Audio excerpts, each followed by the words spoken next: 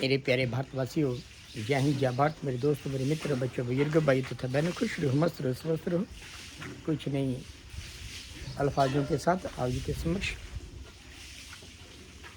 कहते हैं कि जहाँ पर गुरुओं की, संतों की, महात्मा की और जितने भी रवि वानियाँ हैं, अगर वहाँ पर यशोगान होता है,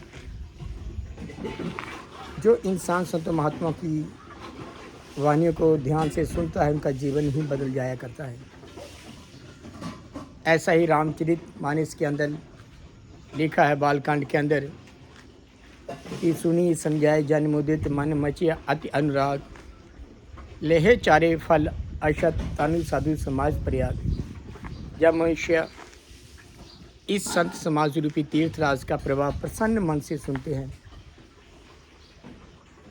और कहते हैं कि फिर उसमें प्रेमपूर्व उसमें गोते लगाते हैं, वो इस शरीर में रहते ही 4 फल प्राप्त करते हैं, धर्म अर्थ काम मोक्ष।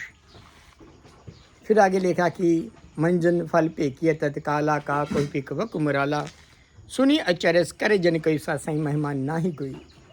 इस तीर्थराज स्नान का फल तत्काल देखने में ऐसा आता है कि कौवा कोयल बन जाता है और बगुला हंस। जी सुनकर कोई हैरान ना हो, क्योंकि वाल्मीकि नारद गट जोनी, निज निज मुख नि कहे निज होनी, जलचर थलचर नवचर नाना, ये जड़ चेतन जीव जहाना।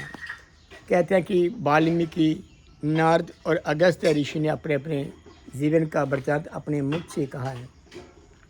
जमीन पर चलने वाले, आकाश में विचरने वाले, जल में रहने वाले जितने भी जीव है इस जगत में, मति कीर्ति गति भूति बलाई जब जय जतन, जहाँ जे पाई सो जानव सत्संग का प्रभाव, लोग को वेद न आन उपाव।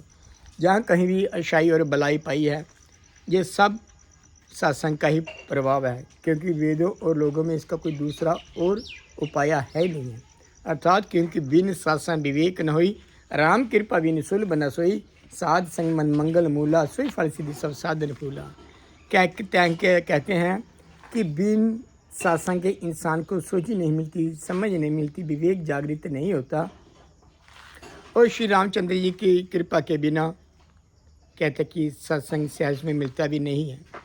सत्संग की प्राप्ति ही कहते कि जो इसकी प्राप्ति हो जाती है, ये सबसे बड़ा फल है, अन्य साधन तो उसके फूल है।